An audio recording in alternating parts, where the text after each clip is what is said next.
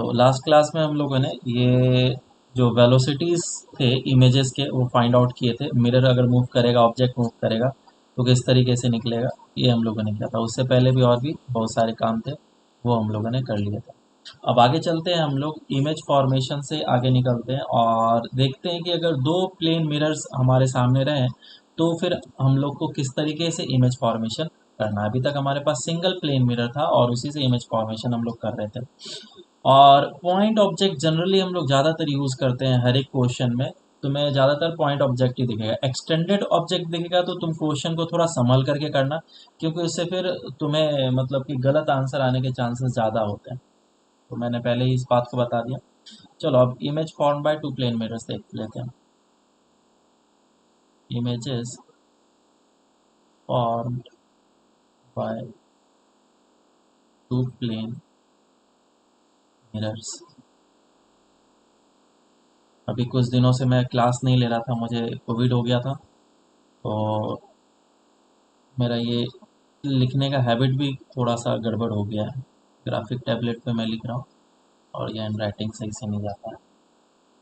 Odd लगता है थोड़ा सा इस पे लिखने में, अगर तुम्हारा हैबिट छूट गया हो तो। Images form by two plane mirrors, ठीक है। तो अगर तुम्हारे पास दो प्लेन मिरर्स हैं और उससे इमेजेस फॉर्म हो रहे हैं तो किस तरीके से हम लोग करेंगे। तो सबसे पहले मैं इसमें बता देता हूँ कि कौन कौन से केसेस होंगे। दो मिरर हैं तो उसको मैं किस किस तरीके से प्लेस कर सकता हूँ। पहला तरीका है बढ़िया सा एकदम पैरेलल कर दो। दोनों मिरर को अगर मैं पैरेलली प्लेस करूँगा तो क्या होगा, इस जगह पे ऑब्जेक्ट रखा रहेगा और फिर mirror one and mirror two से इमेजेस बनेंगे। दूसरा केस और क्या हो सकता है कि मैं इन दोनों मिरर्स को पैरेलली न रख करके कुछ पर्टिकुलर एंगल पे रखूँ। तो ये हो गया कुछ एंगल पे। और जब मिरर्स कुछ इस तरीके से होंगे तो यहाँ पे ऑब्जेक्ट रखा रहेगा और फिर मिरर्स के कारण से इमेजेस बनेंगे। दूसरा केस हो गया। और तीसरा केस भी हो सकता है कि मिरर्स के एंगल को बढ़ा दो और इन दोनों का एंगल कितना कर दो, 90 डिग्री। इस केस में थीटा कितना था, 0 डिग्री। इस केस में थीटा कितना था, लेस देन 90। इस केस में थीटा कितना है, इक्वल्स टू 90। ठीक है। और लास्ट केस जिसमें हम लोग बोल सकते हैं कि एंगल और तुमने बढ़ा दिया, दो मिरर्स रखे हुए हैं, एंगल तुमने और बढ़ा दिया और ऑब्जेक्ट इस जगह पर रखा हुआ है, तो इसमें थीटा ग्रेटर देन 90। तो बेसिकली इतने सारे केस एक तरफ हो जाते हैं और ये केस एक तरफ हो जाता है। ठीक है। तो सबसे पहला वाला कि अगर दोनों प्लेन मिरर्स पैरेलली रखे होंगे तो हम लोग किस तरीके से करेंगे, ये चीज़ तुम्हें पता होगा क्योंकि सर ने बताया थोड़ा सा। मैं फिर भी बताने की कोशिश करूँगा क्योंकि इसमें बहुत सारी चीज़ें मुझे बताने के लिए है। पहले देखो ये ऑब्जेक्ट रखा है ना,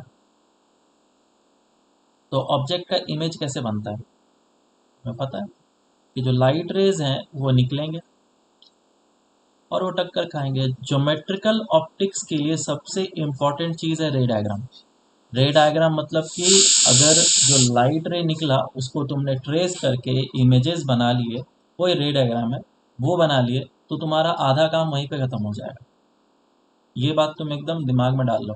कोई भी क्वेश्चन आए ज्योमेट्रिकल ऑप्टिक्स का तो सबसे पहले रे डायग्राम, इसके आगे कुछ सोचना ही नहीं है। रे डायग्राम तुम्हें एकदम बिल्कुल अच्छे तरीके से बनाना है समझ कर। चलो तो ऑब्जेक्ट इस जगह पे है तो मैं इमेज बनाने की कोशिश करता हूँ। इमेज कैसे बनेगा, ये लाइट रे आया, ये टक्कर खाया, टक्कर खाने के बाद इधर चला जाएगा। और कोई भी इमेज बनाने के लिए मुझे दो लाइट रे की रिक्वायरमेंट होती है, तो ये इधर चला गया इस तरफ, इस डायरेक्शन में। और इसको मैंने बैक ट्रेस किया, तो बैक ट्रेस करने के बाद फिर मुझे जो लाइट रे है वो इस जगह पे इंटरसेक्ट करते हुए दिखा। वो कौन सा लाइट रे, रिफ्लेक्टेड लाइट रे। तो ये पॉइंट क्या हो जाएगा, इमेज का पॉइंट हो जाएगा। तो इसको मैं I1 बोल लेता हूँ। और ये इस तरीके से लाइट रे निकलते हुए चला गया। उसके बाद फिर क्या होगा, ये इमेज जो है इस वाले मिरर के लिए एक ऑब्जेक्ट की तरह काम करेगा। This is mirror one and this is mirror two. इसके लिए ऑब्जेक्ट की तरह काम करेगा और ये लाइट रेस के ऊपर जाकर के स्ट्राइक करेगा। स्ट्राइक करने के बाद फिर वो रिफ्लेक्ट होगा। क्योंकि ये लाइट रे, ध्यान से देखना, मैं एक एक करके ट्रेस कर रहा हूँ। ये जो पहला लाइट रे है, ये पहला लाइट रे जो है वो एक इंसिडेंट लाइट रे है, किसके लिए? मिरर 1 के लिए। और जो सेकंड लाइट रे है वो एक रिफ्लेक्टेड लाइट रे है मिरर 1 के लिए। लेकिन यही जो सेकंड लाइट रे है वो एक इंसिडेंट लाइट रे बन जाता है मिरर 1, मिरर 2 के लिए। मेरी बात समझ में आएगा? ये एक इंसिडेंट लाइट रे यस सर। और एक रिफ्लेक्टेड लाइट रे भी है। डिपेंड करता है कि तुम कौन सा मिरर चूज कर रहे हो। तो अगर मैंने मिरर 1 चूज किया तो रिफ्लेक्टेड लाइट रहे, इसका मतलब इसका इंटरसेक्शन पॉइंट क्या बनेगा? एक इमेज बनेगा। और अगर मैंने मिरर 2 चूज किया है तो ये इंसिडेंट लाइट रे है, और इंसिडेंट लाइट रे का इंटरसेक्शन पॉइंट क्या देता है? Object. So this is object, है ना? This is what? This is object. तो ये हो गया हमारा ऑब्जेक्ट, किसके लिए? मिरर 2 के लिए। अब आगे क्या होगा?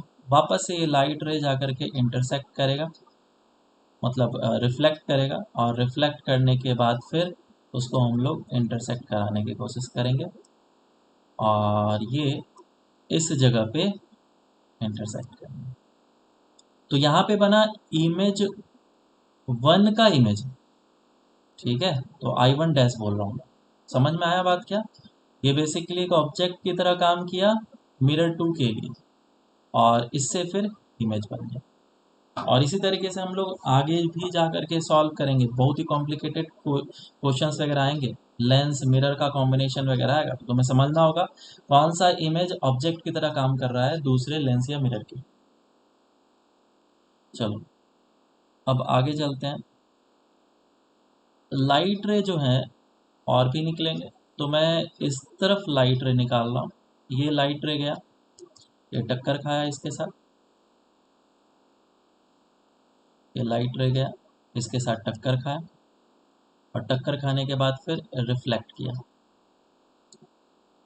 तो ये लाइट रे जो इंसिडेंट हुआ, इसके कारण से यहाँ पे एक इमेज बनेगा।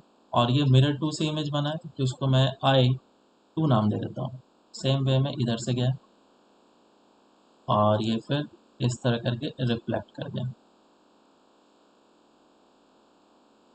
ठीक है? तो इमेज 2 बन गया।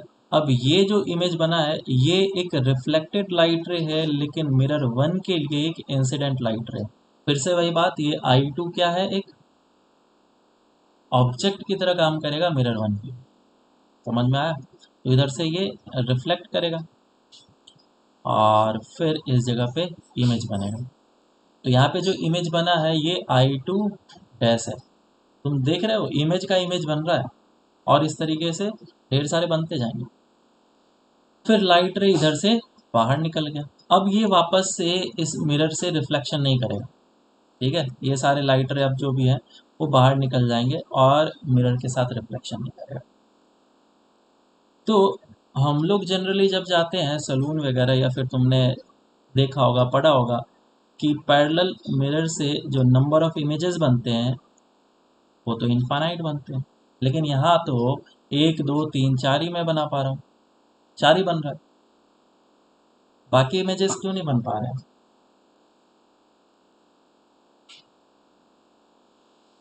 बोलो, कोई आंसर दो। ऐसा क्या प्रॉब्लम हो रहा है? ऐसा क्या गलत कर रहे हैं हम लोग? नंबर ऑफ इमेजेस तो इन्फिनिटी इनफाइनाइट बनने चाहिए। मैं आता है आंसर, तुम बता सकते हो, सोचो जल्दी से।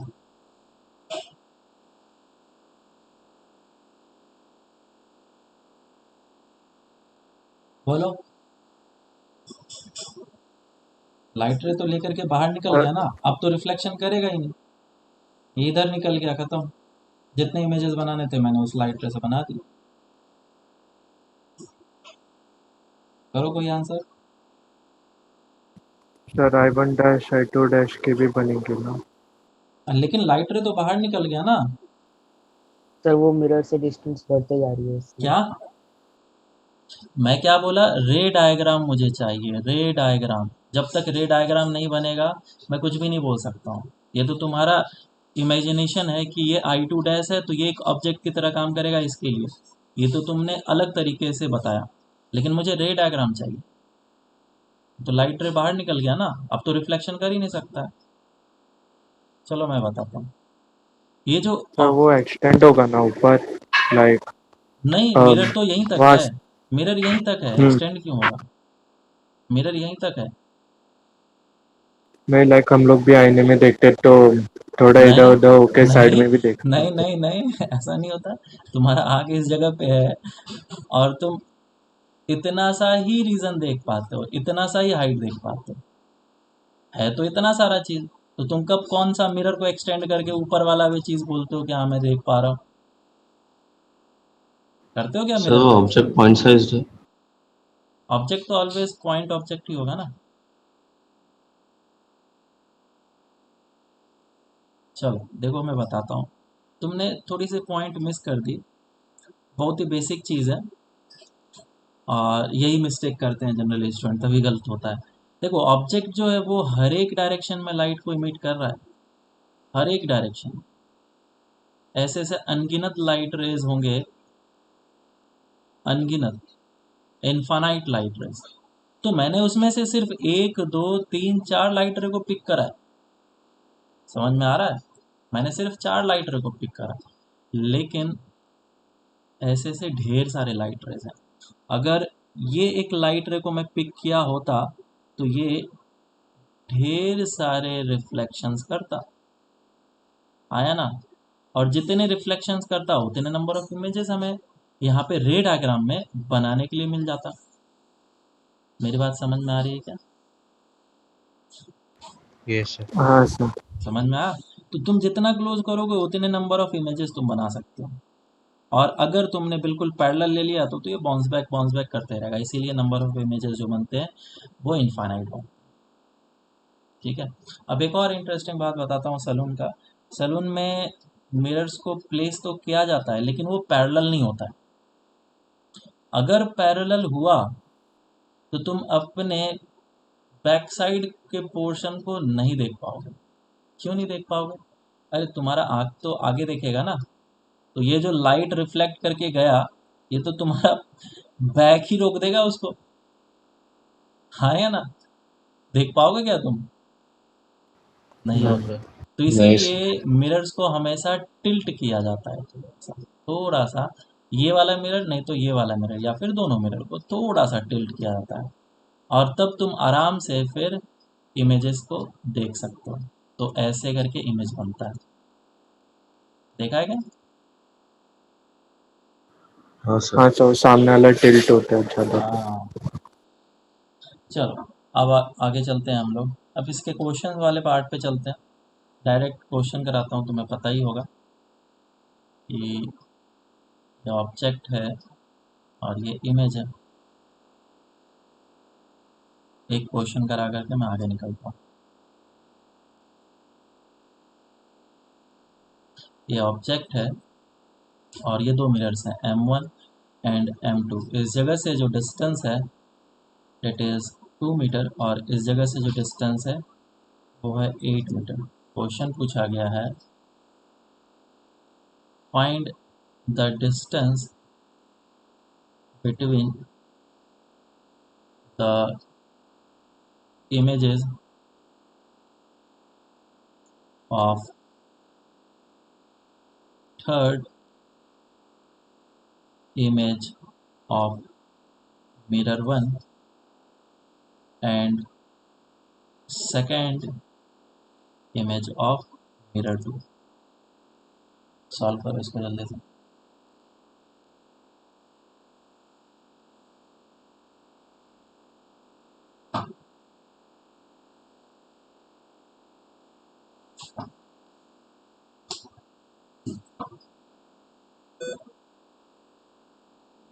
हैं इसको, तो जब इसको सॉल्व करते हैं, एक तरीका तो ये है कि तुम आराम से क्या करो, एक एक करके इमेज बनाओ, फिर डिस्टेंस मेजर करते जाओ। ये ऑब्जेक्ट है, इसका 2 डिस्टेंस है तो ये 2 डिस्टेंस पे इमेज होगा, इमेज 1। और 8 डिस्टेंस है, 8 के डिस्टेंस पे भी इमेज होगा। ठीक है, ये I2 है। और फिर इसका इमेज ये एक ऑब्जेक्ट की तरह काम करेगा इस मिरर के लिए। तो इससे कितना डिस्टेंस हुआ है, इससे डिस्टेंस हुआ 8 9 10 11 12, और 12 पे ये I1 डैश बनेगा। तो ये मिरर 2 के लिए फर्स्ट इमेज और ये सेकेंड इमेज है, सेम वे में इस तरीके से बना। तो ऐसे से ये थोड़ा लेंदी प्रोसेस है, ये भी एक तरीका है लेकिन लेंदी प्रोसेस है। दूसरा तरीका है कि तुम शॉर्ट वे में मिरर 1 यहाँ पे लिखो और मिरर 2 लिखो, और मिरर 1 से कितना डिस्टेंस है 2, 2 लिखो, मिरर 2 से 8 पे है, लिख दिया। और इन दोनों के बीच का डिस्टेंस जो मिरर के बीच का है वो 10 है, और इसको बस ऐड करते जाओ, दोनों में ऐड कर लो। 2 में 10 ऐड किया 12 हो जाएगा, और ये 18 हो जाएगा। फिर 10 ऐड कर लो दोनों में, इस तरीके से ऐड करते जाओ। 22 और ये 28 से 10 ऐड कर लो, ये हो जाएगा 38 एंड 32। तो ये क्या चीज़ है, ये बता रहा है कि मिरर 1 से जो पहला इमेज है वो 2 के डिस्टेंस पे है, और मिरर 1 से सेकेंड इमेज 18 के डिस्टेंस पे है, सेकेंड इमेज। और उसी तरीके से मिरर 1 से फर्स्ट इमेज इतने डिस्टेंस पे, सेकेंड इमेज इतने डिस्टेंस पे, थर्ड इमेज इतने डिस्टेंस पे है। तो क्वेश्चन में क्या बोला गया है, that third image of mirror 1 and second image of mirror 2। Second image of mirror 2 ये हो जाएगा, और थर्ड इमेज ये हो जाएगा, ये और तो मिरर 1 इस जगह पे, मिरर 2 इस जगह पे। ध्यान देना ऑलवेज डिस्टेंस मिरर 1 से होता है। तो 22 ये है थर्ड वाला, 22 के डिस्टेंस पे, और सेकेंड वाला 12 के डिस्टेंस पे है, और इन दोनों के बीच का डिस्टेंस है 10। तो इस पूरे के बीच का डिस्टेंस कितना हो जाएगा 44। ठीक है, कितने लोग का सही आंसर आया था, उसमें तो कहा था ना आंसर। हम्म, चलो आगे चलते हैं। अब हम लोग ऐसा करते हैं कि जो मिरर्स हैं उसको थोड़ा सा एंगल पे प्लेस करते हैं, सेकंड केस होता है, और फिर हम लोग देखने की कोशिश करते हैं। तो इसके लिए शॉर्ट ट्रिक वगैरह तो तुम्हें बताया गया होगा, नंबर ऑफ इमेजेस कितने बनते हैं, शॉर्ट ट्रिक वगैरह हर एक चीज़ बताया। तो दो तरीका है इसका करने का, ठीक है, टोटल दो तरीका है क्वेश्चन को करने का। लेकिन उससे इम्पॉर्टेंट बात ये है, हम लोग पहले रे डायग्राम लिखेंगे। फॉर्मूलेस हम लोग को सबको पता होता है, लेकिन पहले रे डायग्राम। तो मान लो इस जगह पे है ऑब्जेक्ट, ठीक है, इस जगह पे है ऑब्जेक्ट, और ये किसी पर्टिकुलर लोकेशन पे है। मान लेता हूँ कि ये एंगल 30 डिग्री है और ये 30 डिग्री है। रे डायग्राम को फील करेंगे उसके बाद ही आगे बढ़ेंगे, और इसीलिए मैंने ये 30 डिग्री का एंगल लिया है। ये मिरर 1 और ये मिरर 2। याद करो यहाँ पे हम लोग क्या करते थे, मिरर 1 और मिरर 2 में रे डायग्राम के लिए रे इस तरीके से जाता था और यहाँ पे इमेज 1 बनता था। फिर ये एक ऑब्जेक्ट की तरह काम करता था मिरर 2 के लिए, ये लाइट रे इस तरीके से जा रहा है। तो उसी तरीके से हम लोग यहाँ पे लाइट रे डिफरेंट डिफरेंट बनाएंगे और उसको चेक करेंगे कि वो किस तरीके से जा रहा है।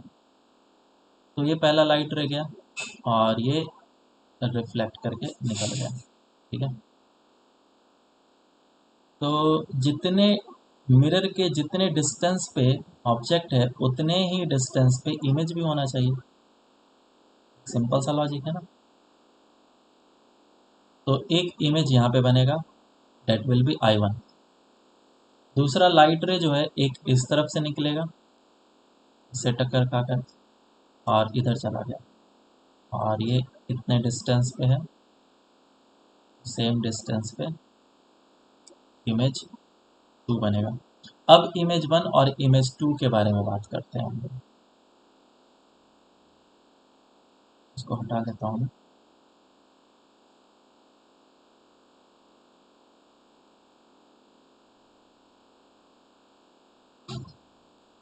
ठीक है, अब इमेज 1 जो है वो मिरर 2 के लिए एक ऑब्जेक्ट की तरह काम करेगा, बराबर।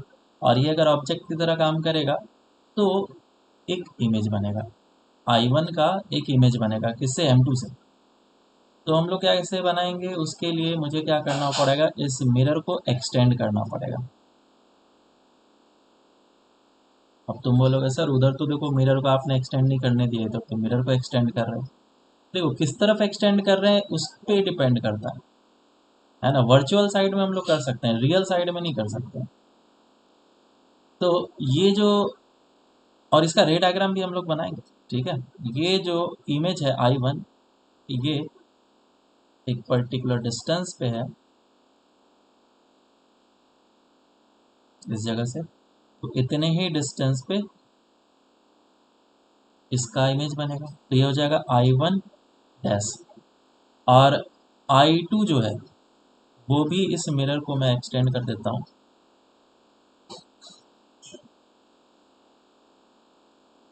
और I2 जो है वो भी एक ऑब्जेक्ट की तरह काम करेगा और सेम डिस्टेंस पे इमेज बनेगा। यहाँ पे I2 डैश बन गया। अब बताओ I1 डैश किसके लिए ऑब्जेक्ट की तरह काम करेगा, M1 के लिए, M2 के लिए?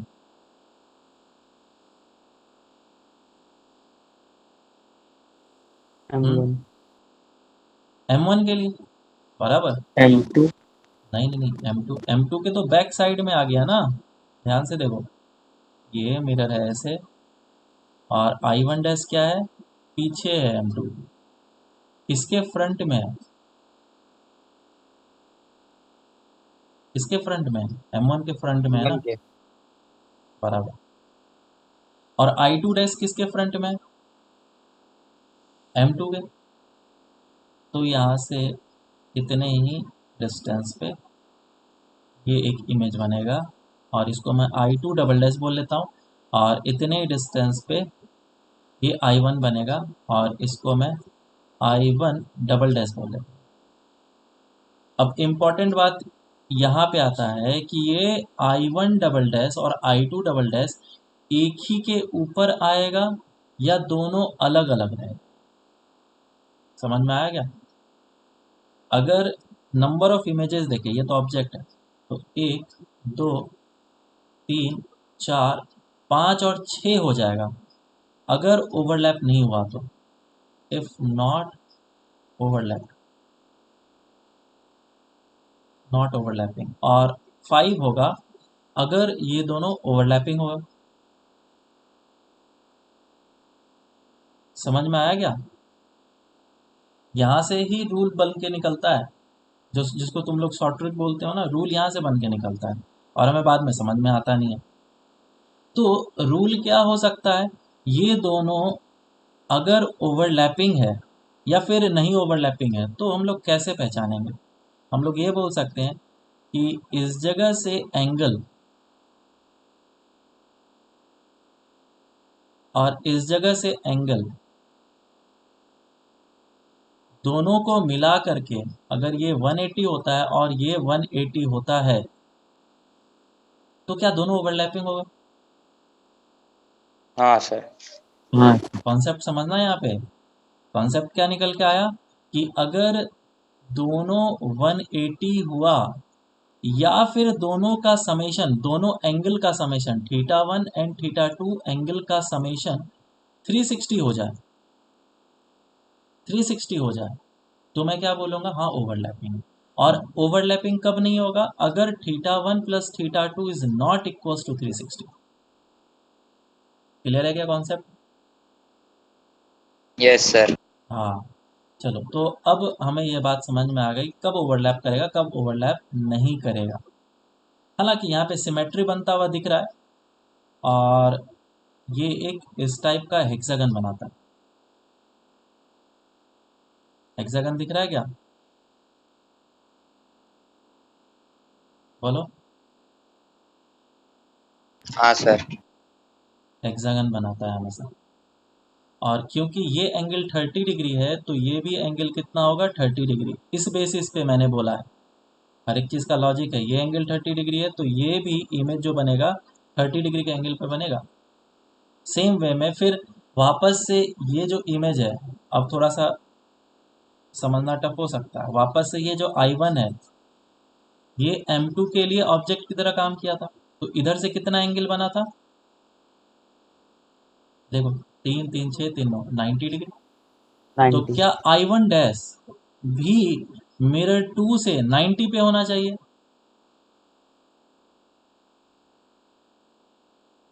बोलो 90 पे है या नहीं? है सर। है सर। हाँ, समझ में आया क्या? देखो कितना बढ़िया सिमेट्री दिख रहा है यहाँ पे। तो ये एक हेक्सागन बनाता है, और उससे भी बड़ी बात ये है कि कैसा भी सिचुएशन ले लो, कैसा भी सिचुएशन ले लो, ये एक सर्कल पे हमेशा आता है, ये सर्कल पे आएगा। और कीपिंग दिस एज सेंटर, ये सारे, चाहे तुम ऑक्टागन भी बना सकते हो, सर्कल के अंदर ही आएगा। और ये वाला जो पॉइंट है, ये जो लोकेशन है, this is centre, this is the centre of the circle. मेरी बात समझ में आ रही है क्या सबको?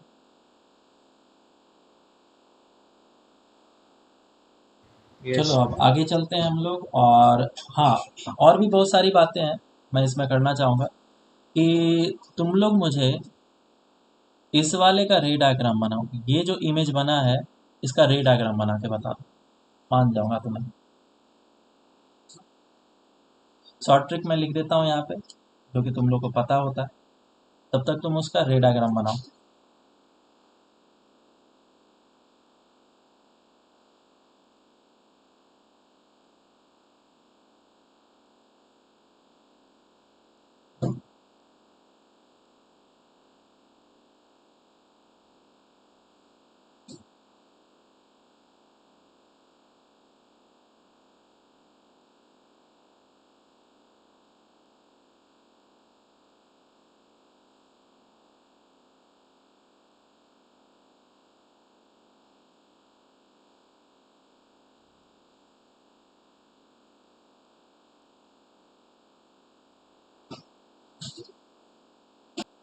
तो देखो इसका आंसर क्या होगा, ये सारी चीज़ मैंने लिख दिया।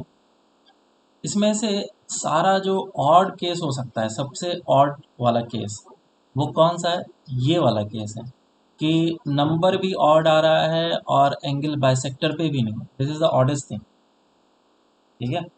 तो ये जब ऑड होता है, सबसे ऑड वाला मतलब कि केस, उसमें नंबर ऑफ इमेजेस जो आएंगे, number of images that will be 360/θ।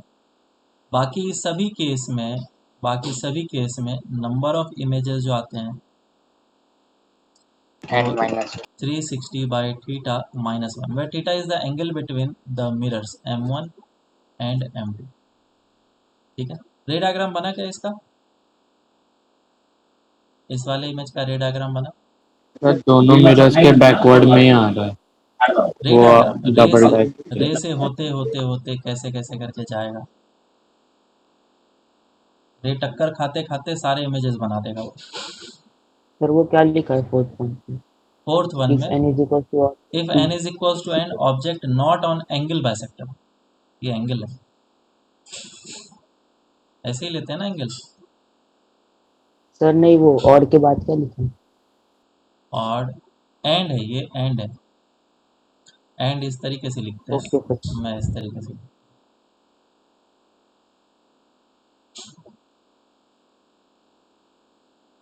चलो, तो ये चीज़ हो गया। और भी तरीका है, और भी चीज़ है, उसके बारे में भी हम लोग डिस्कस करते हैं। देखो ये फार्मूला बहुत ही ज़्यादा अच्छे तरीके से हम लोग यूज़ नहीं कर सकते हैं, इसके लिमिटेशंस है। क्या लिमिटेशन? 360/θ अगर 5 आता है तो इस फार्मूला को यूज़ कर सकता हूँ। अगर 360/θ 5.5 आता है तो मैं इस फार्मूले को यूज़ नहीं कर पाऊँगा। समझ में आया क्या बात? क्या लिमिटेशन है कि n का इंटीजर होना यहाँ पे कंपलसरी है। अगर इंटीजर है तभी मैं इस फार्मूले को यूज़ कर सकता हूँ, अगर इंटीजर नहीं है तो मैं फार्मूला यूज़ नहीं कर सकता हूँ। तो फिर क्या यूज़ करेंगे? तो फिर उस केस के लिए हम लोग इस मेथड को यूज़ करेंगे, जिसमें कि कहीं पे भी ऑब्जेक्ट रखा हुआ हो सकता है, डजेंट मैटर एंगल बाइसेक्टर पे हो या ना हो। ये एंगल 15 डिग्री ले लो, ये एंगल कोई सा भी एंगल ले लो, 45 डिग्री ले लो और ये मिरर 1 है और ये मिरर 2 है। तो क्वेश्चन अगर तुमसे पूछा गया find the angle between second image of mirror 1 and third image of mirror 2, इसको हम लोग किस तरीके से करेंगे? वही ऊपर जो मिरर वाला मेथड बताया मैंने उसी तरीके से करेंगे।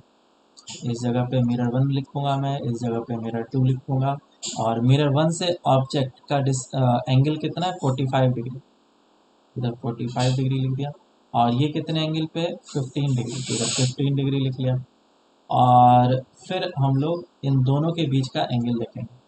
टोटल एंगल कितना है 60 डिग्री और इसको हम लोग ऐड करते हैं। ये हर एक के लिए वैलिड है, ठीक है। तो कितना हो गया ये 675 डिग्री और ये कितना हो जाएगा 105 डिग्री। फिर से ऐड करो 60 और इस तरीके से ऐड करते जाओ। तो बताओ ये कितना आ रहा है? 105 को ऐड करो 60 से 165 और इधर कितना आ रहा है 135 डिग्री और फिर आगे ऐड करो कितना आ रहा है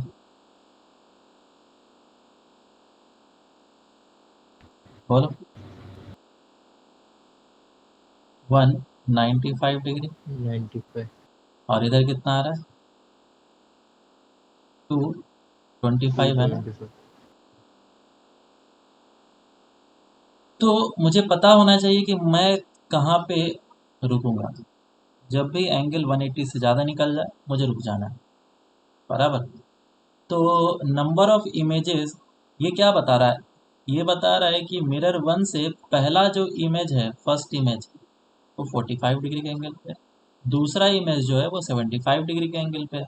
उसी वे में यहाँ पे जो तीसरा इमेज है वो 135 डिग्री के एंगल पे है मिरर 2 से, वो ये बता रहा है। तो नंबर ऑफ इमेजेस कितने हुए 1 2 3 4 और ये 5 और ये 6, ये सभी इमेजेस के पोजीशंस हैं। अब मुझे एक लास्ट में काम ये करना है कि ये जो लास्ट वाला इमेज आया, ये दोनों जो इमेजेस कोइंसाइड। हाँ वो कोइंसाइड कर रहा है कि नहीं कर रहा है ऊपर। Yes sir. हाँ ऊपर हम लोगों ने क्या लॉजिक देखा था, अगर कोइंसाइड करेगा तो 360 के बराबर होना चाहिए, ठीक है। तो मैंने क्या किया वही काम किया। एक मिनट रुको। तो यहाँ पे मुझे एंगल्स को मेज़र करना है। तो पहला जो था वो मिरर 1 से कितना एंगल है 165, दूसरे मिरर से कितने एंगल पे है बोलो कितना है 135 और इन दोनों के बीच का एंगल कितना है 60। इसीलिए तुमने शीट वगैरह में या फिर कहीं पे भी पढ़ा होगा, वो बोलता है कि ये θ1 प्लस ये θ2 plus of angle between the mirrors, इन सभी का समेशन अगर 360 आता है तो फिर ये दोनों कॉन्साइड कर रहा है, जो कि यहाँ पे आ रहा है 165 plus 135 plus 60 which is equals to 360 degree. पहले हमें पता नहीं था लॉजिक, अब हमें पूरा लॉजिक पता है कि ऐसा क्यों बोला जाता है। बोलो बात समझ में आई क्या?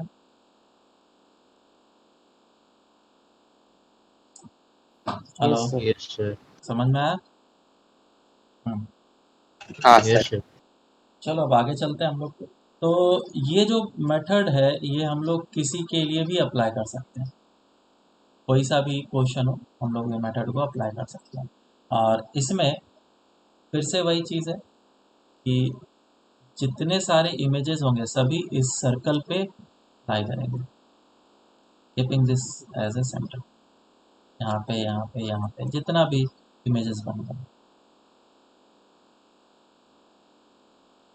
चलो अब आगे चलते हैं। और तो 180 के ऊपर जाएगा तो वो इमेज नहीं बनेगा ना, हाँ वो इमेज नहीं बनेगा। और सब 180 रहा तो 180 रहा तो ठीक है, कोई दिक्कत नहीं। 180 होने के चांसेस बहुत कम है, ये तभी हो पाएगा जब ऑब्जेक्ट जो हो बिल्कुल मिरर से चिपका हुआ हो। समझ में आ रहा है? सर इसका आंसर क्या है किसका? इस क्वेश्चन का? अच्छा, इस क्वेश्चन का ये second image of M1 and third image of M2 है। तो थर्ड इमेज कौन सा है? ये वाला थर्ड है। और second image of M1 second के कौन सा है? ये है सेकंड। तो इन दोनों के बीच में एंगल मांगा है। ये 75 प्लस 135 प्लस 60 होगा। ये आंसर हो जाएगा, क्योंकि 60 is also the angle between the mirrors है ना।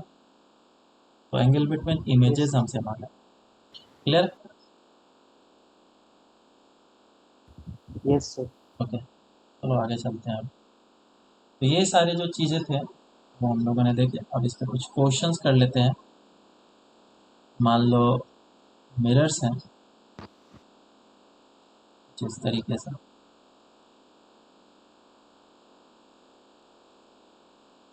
और इस जगह से लाइट रे आ रहा है,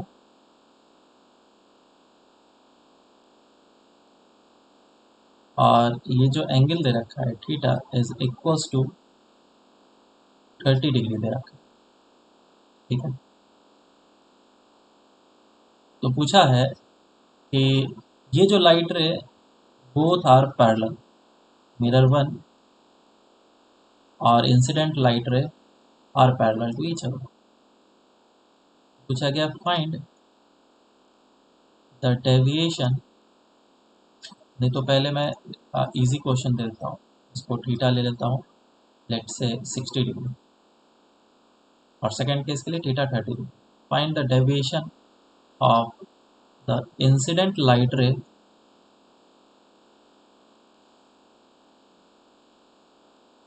आफ्टर सेकंड रिफ्लेक्शन। सॉल्व करो इसको।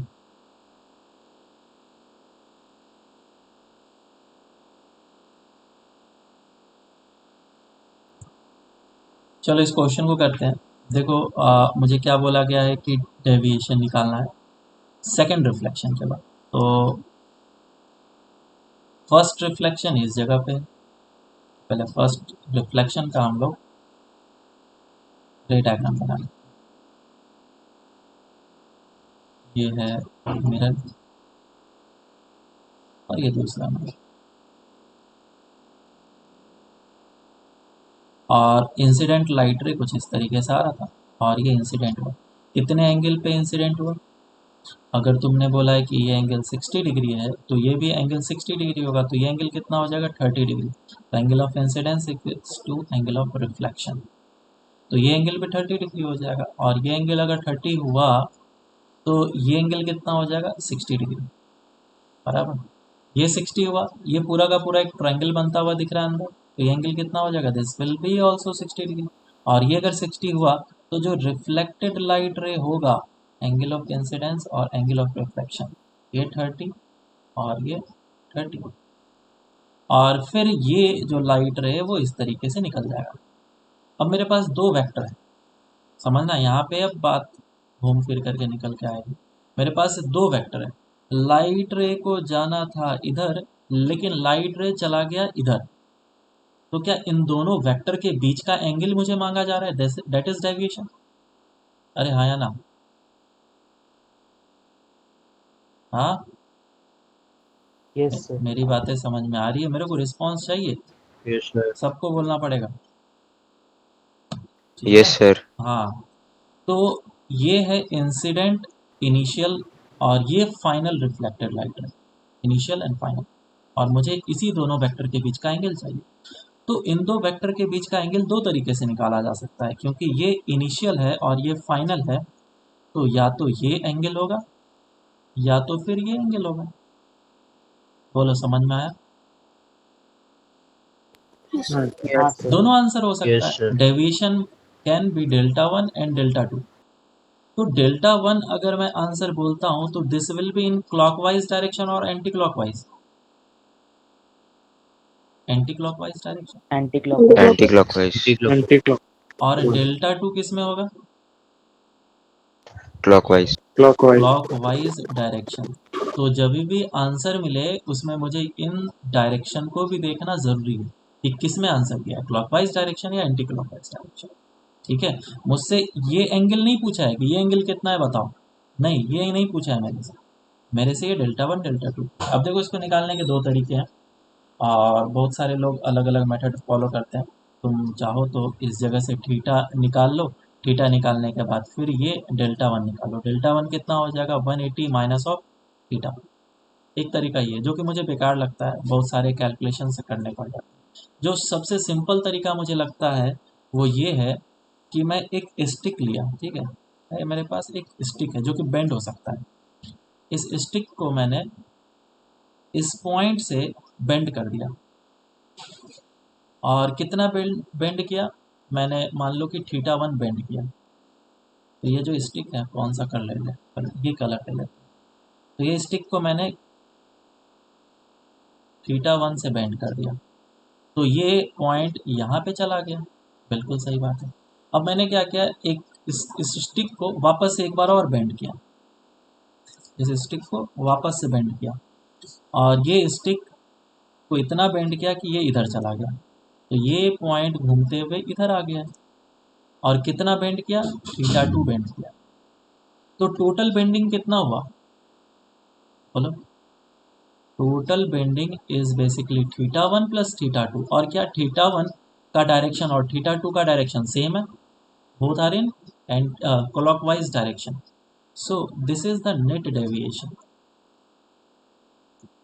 deviation और वो भी clockwise direction। अरे मेरी बात समझ में आई या नहीं आई, या ऊपर से निकल गया? हाँ सर। वही काम तो यहाँ पे हो रहा है ना, लाइट रे इधर से आ रहा था, मिरर ने क्या किया उसको बेंड कर दिया, इधर चला गया। फिर इधर से एक मिरर आया, वो भी इसको बेंड कर दिया, तो इधर चला गया। तो this is the final light ray and this is the initial light रे।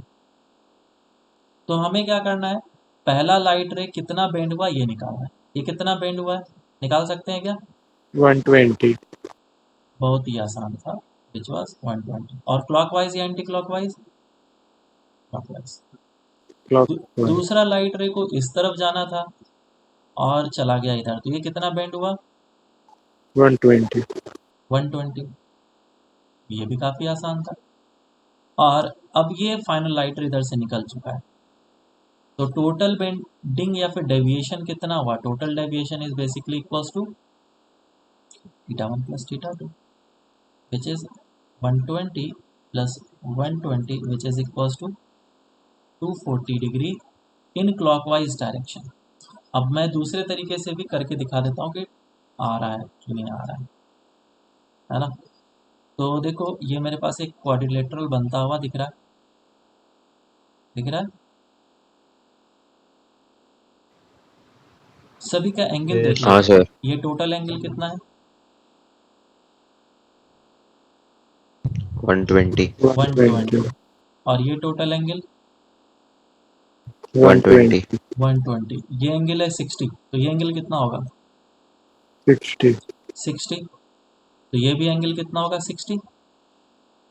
तो यहाँ पे तुम्हें पता चल गया कि ये लाइट रे इधर जा रहा है और ये लाइट रे इधर जा रहा है और डेट जस्ट एज सेम है। तो दिस एंगल इज 60 डिग्री। तो ये एंगल कितना होगा? 180 माइनस 60 विच इज 120। 120। और ये एंगल कितना होगा? 240। 240। 240। देखा, इधर से भी आंसर तुम्हारा एग्जैक्ट सही आया। तो अगर तुम्हें दूसरा आंसर निकालना हो कि मुझे डेल्टा वन चाहिए था, तो आसान है ना, डेल्टा वन निकालने के लिए क्या करो तुम, 360 माइनस ऑफ डेल्टा टू कर लो, which will be equals to 120। समझ में आया? Yes sir. हाँ, तो ये बेसिक सा क्वेश्चन था तो मैंने तुम लोग को दिया। अब तुम लोग को नेक्स्ट क्वेश्चन करना है। क्वेश्चन पहले मैं इस टाइप का देता हूँ, फिर थोड़ा टफ।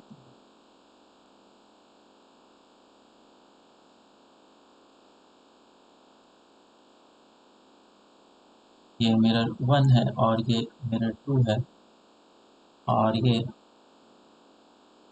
30 डिग्री के एंगल पे इंसिडेंट हो रहा है लाइट और इन दोनों के बीच का एंगल है 60 डिग्री।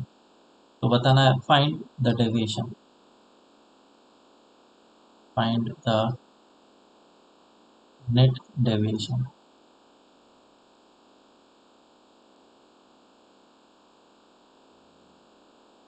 सॉल्व करो।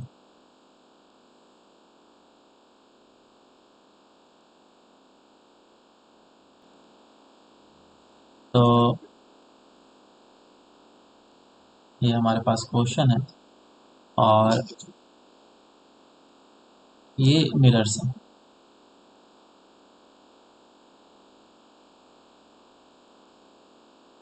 और ये लाइट रे इंसिडेंट हुआ।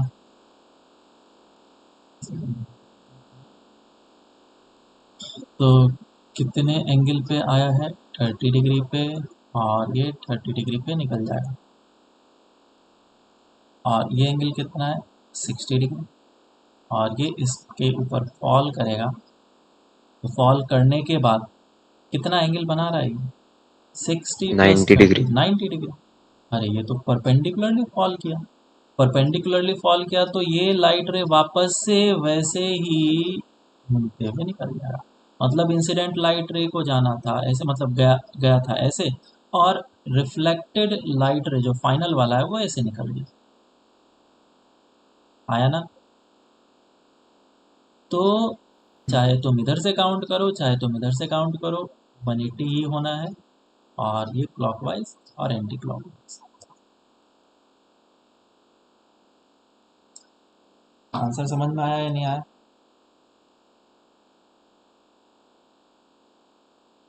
समझा सर। ठीक है, समझा सर। तो नेक्स्ट क्वेश्चन करके बताओ। ये दोनों मिरर्स इस तरीके से अरेंज्ड है और ये मिरर 1 है और ये मिरर 2, और ये दोनों, मतलब दोनों नहीं, ये जो लाइट रे इंसिडेंट हुआ ये पैरेलल था M1 के, और यहाँ पे थीटा दे रखा है 30 डिग्री, बराबर। चाहे find the net deviation after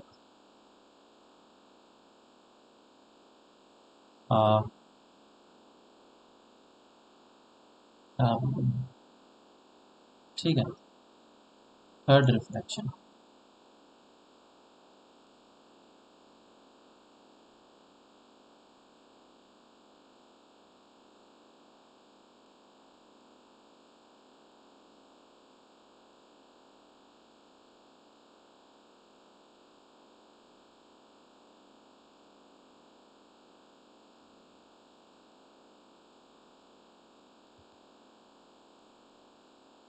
तो सॉल्व करते हैं हम लोग। हाँ, तो ये हमारे पास मिरर है कुछ इस तरीके से, और इस डायरेक्शन में आ रहा है राइट। कितने एंगल पे आएगा? ये दे रखा है 30 डिग्री, तो ये भी होगा 30 डिग्री, और ये एंगल अगर 30 डिग्री है तो रिफ्लेक्ट करेगा लाइट इस तरफ, और ये कितना बनेगा? 30 डिग्री, और ये कितना आ जाएगा? 30 डिग्री। तो ये एंगल कितना हो जाएगा? 180 माइनस ऑफ 120 60, 60 डिग्री। 120। तो ये 120 डिग्री आया, तो लाइट रे इस तरफ रिफ्लेक्ट करेगा, तो ये एंगल 120 होना चाहिए। लेकिन यहाँ पे हो जाएगा प्रॉब्लम, तो हमें यहाँ पे क्या करना है? रे डायग्राम को बनाते टाइम पे ज्योमेट्री का भी ध्यान रखना है, बहुत ही इंपॉर्टेंट बात है। आगे जब हम लोग लेंस वगैरह पढ़ेंगे, मिरर पढ़ेंगे, तो उसको तुम ज्योमेट्री के हिसाब से बनाना, अपने मन से राइट रे को नहीं भगा देना कि ये इधर चला ही जाएगा, नहीं।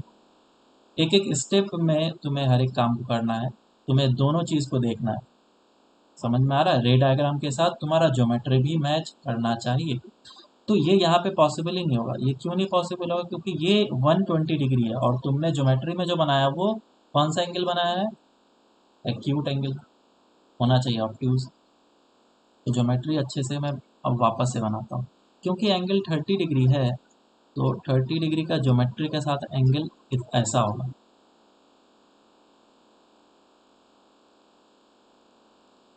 और ये लाइट रे से आ रहा होगा और ये रिफ्लेक्ट करेगा अच्छे से ऐसा। और अब तुम्हें अच्छे तरीके से दिख रहा है कि ये एंगल 30 है और ये एंगल 30 है, तो ये टोटल कितना एंगल आएगा 120। तो इसका रिफ्लेक्शन किस तरफ होगा? इसका रिफ्लेक्शन पहले तो नॉर्मल बनाओ तुम, ये मिरर है ऐसा, ये नॉर्मल और लाइट रे ऐसे आया है और ये एंगल कितना है 120। तो नॉर्मल से कितना एंगल बन रहा है? 120 में से 90 को माइनस 30। कर लो, कितना होगा ये 30। ये 30 डिग्री का एंगल बना रहा है। This angle is 30। अंदर इरेज कर लेता हूँ।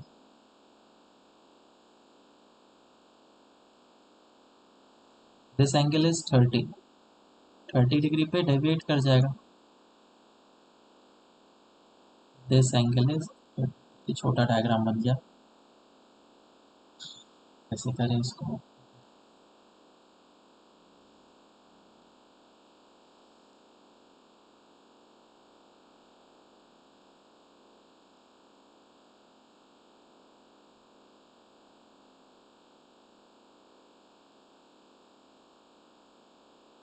दिख रहा है?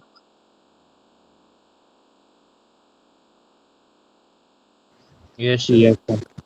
तो ये एंगल है तुम्हारा 30, तो ये भी एंगल होगा 30, ये एंगल 30 हो गया। तो थोड़ा सा और हम लोग चीज़ों को देखते हैं कि ये एंगल अगर 30 हो गया तो ये एंगल कितना हुआ, कितना हुआ ये 60। 60 डिग्री। 60. और ये जब लाइट रे इसके ऊपर इंसिडेंट होगा तो इंसिडेंट होने के बाद ये एंगल कितना मिलेगा 90। 90. 90 डिग्री। मतलब इस मिरर पे ये परपेंडिकुलरली फॉल किया और परपेंडिकुलरली फॉल किया है, तो ये क्या करेगा? वेक्टरेस करेगा, है ना? जिस तरीके से आया था उस तरीके से चला जाएगा। और फिर मुझे यहाँ पे अब देखना होगा कि नंबर ऑफ रिफ्लेक्शंस कितने हैं। This is first reflection, this is second reflection and this is third reflection.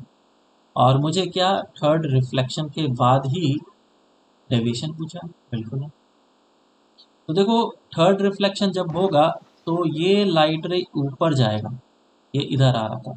So this will be our final light ray and this will be our initial light ray. आया ना? बोलो, Yes, sir. ये समझ में आया? हाँ yes sir. हाँ, तो पहला डेविएशन कितना हुआ फटाफट बताते जाओ। पहला डेविएशन कितना हुआ? थीटा 1। 60 हाँ राइट, 30 एंड 30 60 डिग्री। और क्लॉकवाइज। हाँ, कौन सा डायरेक्शन है? क्लॉकवाइज। ये बहुत सही बात बोला है, ये डायरेक्शन अब देना इम्पॉर्टेंट है। दूसरा जो डेविएशन हुआ वो इस डायरेक्शन में हुआ, और कितना डेविएशन हुआ है? थीटा 2। 120 degree anti clockwise. हाँ 120 डिग्री एंटी 240 क्लॉकवाइज। क्लॉक। और ये तुम्हारा क्लॉकवाइज है, ये एंटी क्लॉकवाइज है। मतलब एक डायरेक्शन को तुम्हें प्लस लेना पड़ेगा और एक डायरेक्शन को तुम्हें माइनस लेना पड़ेगा। और दूसरा लाइट रे किधर गया? ये जाना था इधर, और पूरा का पूरा तुमने इसको डेविएट कर दिया, इस तरफ टर्न दे दिया, तो कितना हो जाएगा? 180। 180। आया ना? तो ये कौन सा डायरेक्शन, क्लॉकवाइज या एंटी क्लॉकवाइज? इसमें सेम है, कुछ भी। ठीक है। 180 ले लेता हूँ। तो यहाँ पे बेंडिंग तुम अच्छे तरीके से देखते जाओ। पहले इस तरफ बेंड हुआ और फिर इस तरफ बेंड किया और फिर तुमने इसको ऐसे करके बेंड कर दिया। मतलब फाइनल जो है वो इस तरफ गया है और इनिशियल जो है वो इस तरफ गया है। तो तुम्हें ये एंगल चाहिए या फिर ये एंगल चाहिए? क्लियर है? समझ में आया या नहीं आया? तुम यहाँ से भी देख सकते आया हो। सर।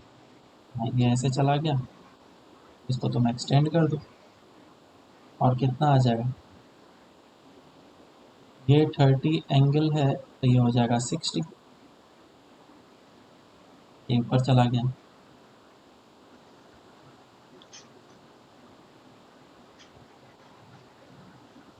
ये वाला 60 है, ये एंगल कितना हो जाएगा 120, और ये एंगल 40। बोलो कोई दिक्कत इसमें? No sir.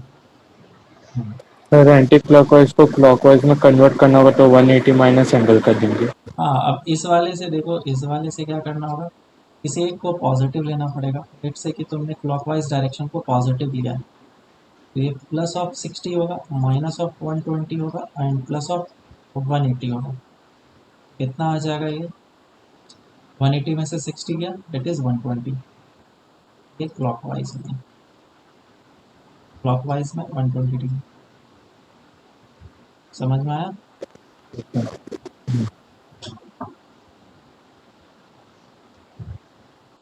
चलो अब आगे चलते हैं। तो इसमें ऐसे ऐसे ढेर सारे क्वेश्चंस तुम्हें पूछे जा सकते हैं, और इसमें थोड़ा क्वेश्चन को डिफरेंट वे में भी पूछा जा सकता है। बोलेगा कि क्वेश्चन क्या बोलेगा, अभी जो हम लोगों ने किया वही क्वेश्चन। क्वेश्चन ये बोलेगा कि what should be the theta such that after third reflection it should backtrace its path, and the given thing is that mirror one and the incident light ray both are parallel। बोलो ये आसान question है ना। Third reflection का रहना है 1 2 और ये 3, तीसरे रिफ्लेक्शन पे इसको परपेंडिकुलरली फॉल कराना है, तभी वो अपने पाथ को बैक ट्रेस करेगा। और अभी जस्ट हम लोगों ने क्वेश्चन किया, इससे थीटा हमें क्या पता चलता है, डेट इज 30 डिग्री। तो n इज इक्वल्स टू 3 के लिए थीटा कितना होना चाहिए 30, और n is equals to 2 reflection बोलेगा तो थीटा कितना होना चाहिए 60। 45। नहीं 60 ना, ऊपर अभी हम लोगों ने क्वेश्चन किया था ना 60 वाले में। नहीं नहीं नहीं सॉरी, ये तो पैरेलल निकल जाता। अच्छा, M2 से पैरेलल निकलेगा 60 के लिए। 40। हाँ देख लेना, ठीक है। कितना एंगल होगा, 45 होगा, सॉरी 45। ये एंगल 45 होगा, लाइट रे भी 45 पे आएगा, इधर 45 और ये 45 और ये भैया 90, बैक ट्रेस कर दो। और अगर क्वेश्चन में पूछे कि वो M1 के पैरेलल आया था और M2 के पैरेलल चले जाए तो एंगल कितना होना चाहिए, वो 60 डिग्री होना चाहिए। और ऐसे ऐसे ढेर सारे क्वेश्चन पूछे जा सकते हैं, ठीक है। मैं तो बस एक सैंपल दे रहा हूँ। अब आगे हम लोग बढ़ते हैं और देखते हैं स्फेरिकल मिरर्स। स्फेरिकल मिरर्स, तो अभी तक हम लोग जितने भी चीज़ें पढ़े वो बहुत ही कम इम्पॉर्टेंट है, उसके बस रे डायग्राम के कॉन्सेप्ट्स वगैरह इम्पॉर्टेंट है, और प्लेन मिरर बहुत कम जगह पे पूछा जाता है। स्फेरिकल मिरर से तुम्हारा इम्पॉर्टेंट पोर्शन स्टार्ट होता है।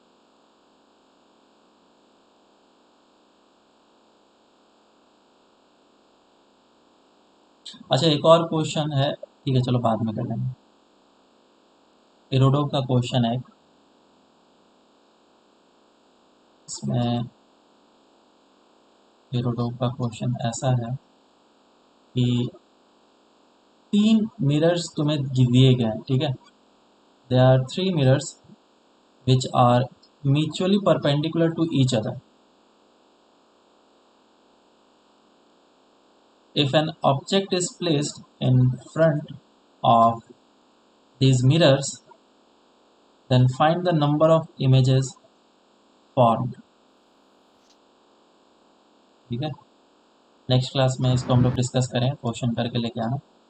जिन लोगों ने कर लिया है तो अच्छी बात है, जिन लोगों ने नहीं किया वो लोग अच्छे तरीके से उसको अटेम्प्ट करेंगे। क्वेश्चन मैं फिर से लिख देता हूँ। 3 mirrors are placed mutually perpendicular to each other and an object is placed in front of it of the mirrors, then find the number of images formed। ठीक है, इसको करके लेके आना, नेक्स्ट क्लास में डिस्कस करेंगे। स्फेरिकल मिरर्स, ठीक है, तो स्फेरिकल मिरर्स में हमें क्या मिलेगा? अभी तक हम लोगों ने जितने मिरर देखे वो सभी के सभी क्या थे? फ्लैट थे, प्लेनर थे। और अब हमें क्या मिलेगा? मिरर जो होगा वो स्फेरिकल दिखेगा। मिरर बनता किस तरीके से? एक स्फेरिकल ग्लास लेते हैं हम लोग, और स्फेरिकल ग्लास को हम लोग पॉलिश करते हैं। पॉलिश करने का दो तरीका हो सकता है, या फिर दो तरीके से पॉलिश किया जा सकता है। पहला, या तो तुम इनसाइड को पॉलिश कर लो या फिर तुम आउटसाइड को पॉलिश कर लो। ठीक है, दिस इज आउटसाइड और ये इनसाइड, दो तरीका है पॉलिश करने का। तो ये आउटसाइड को अगर पॉलिश करते हैं तो इस तरफ पॉलिश होगा, बराबर, इस तरीके से।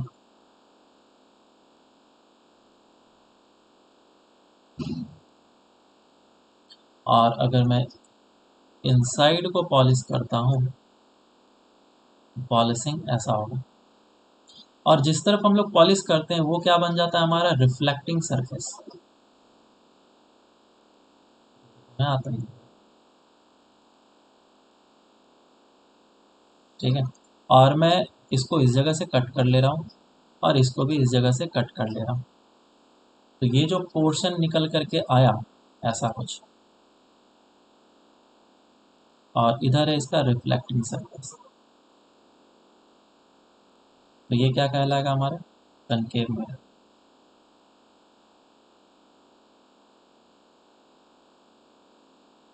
और इधर से जो पोर्शन निकल करके आया इसमें रिफ्लेक्टिंग सरफेस इस तरफ है, ये कन्वेक्स मिरर है। और इस साइड को हम लोग कन्वेक्स साइड बोलते हैं, इस साइड को हम लोग क्या बोलते हैं? Concave side. कभी कभी क्वेश्चन में आता है, ध्यान रखना, this side is said to be convex side and this side is said to be the concave side. तो तुमने पॉलिश अगर इस तरफ किया है तो ये तुम्हारा रिफ्लेक्टिंग सरफेस है। ठीक है, और ये कैसा है? एक स्फेयर है, ना कि सर्कल। एक स्फेयर है, सर्कल नहीं है।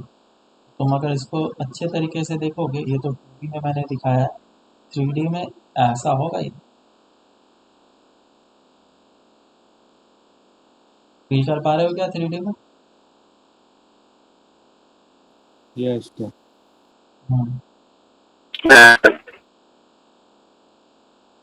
ठीक है, ऐसा होगा कुछ। तो ये पार्ट साइनी है, ये पार्ट साइनी है, ये येलो से निकल, ये पार्ट साइनी है और ये रिफ्लेक्ट करेगा। और इसमें ये पार्ट साइनी है, ये पार्ट रिफ्लेक्ट करेगा।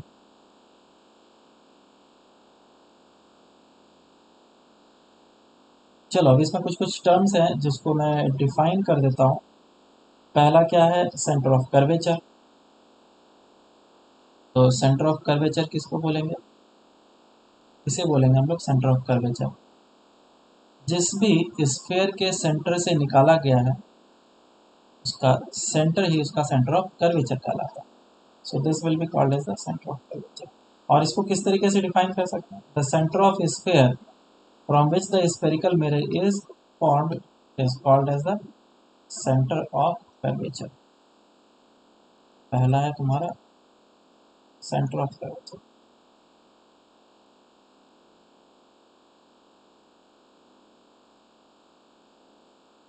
और ये वो लोकेशन है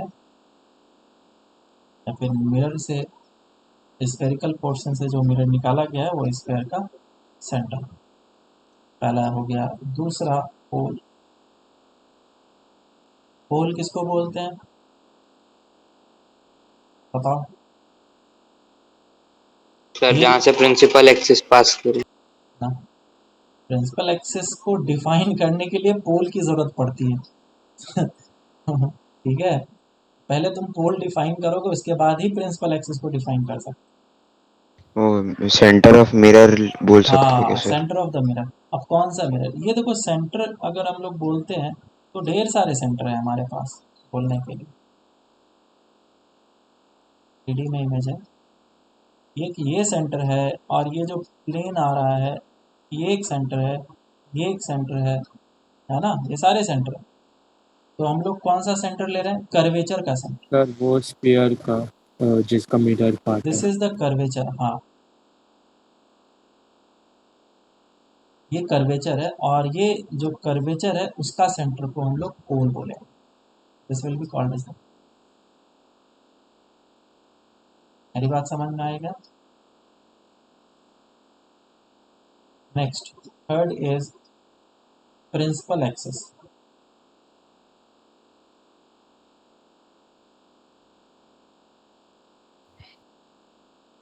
बोलो, अब ये तो आसान है। लाइन जॉइनिंग पोल जो एंड भी लाइन सेंटर ऑफ सेंटर से कर्वेचर। पास। जो भी लाइन सेंटर से पास करे, जो भी लाइन सेंटर और कर्वेचर और पोल से पास करे उसे हम लोग प्रिंसिपल एक्सिस। ठीक है ना? The line passing through the centre of curvature and the pole is called as principal axis.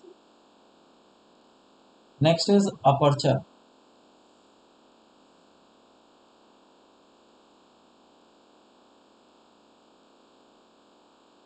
वो मिरर का एरिया जो रिफ्लेक्टिंग लाइट के लिए अवेलेबल होता है। हाँ, तो ये अपर्चर जो है ये एरिया है, ध्यान से समझना। ये 3D में मैं दिखा रहा हूँ, ये पूरा का पूरा एरिया है। इसको कुछ लोग गलत एरिया समझ लेते हैं या फिर 2D में लाइन समझ लेते हैं, ये वाला लाइन समझ लेते हैं, बोलते हैं यही अपर्चर, क्योंकि 2D में हमेशा ऐसा ही दिखता है। This is basically in 3 dimensional, और ये जो एरिया है जो कि रिफ्लेक्शन के लिए अवेलेबल है वही हमारा क्या है? अपर्चर कहलाता है। ठीक है, so area available for reflection is called. आगे चलते हैं। Principal focus. चलो, इसके बारे में हम लोग सबसे बाद में डिस्कस करेंगे, प्रिंसिपल फोकस। हालांकि 10th में को जल्दी बता दिया जाता है। अब पहले कुछ क्वेश्चन करते हैं, और इसके बारे में भी हम लोग जानेंगे कि इसका लॉज ऑफ रिफ्लेक्शन यहाँ पे हम लोग बिल्कुल वैलिड है, बहुत ही अच्छे तरीके से काम कर, क्योंकि एक मिरर है तो इसमें laws of reflection are valid. Question ऐसा है कि ये एक कनकेव मिरर है और ये इसका एक प्रिंसिपल एक्सिस है। ठीक है, लाइट रे, एक लाइट रे था जो कि पैरेलली इंसिडेंट हुआ प्रिंसिपल एक्सिस पे। This is the light ray which is incident parallel to the principal axis. This is principal axis. तो पूछा गया है देन फाइंड, और ये इस जगह पे सेंटर ऑफ कर्वेचर है और ये एंगल है थीटा। पूछा गया है find theta for which the incident light ray passes through pole।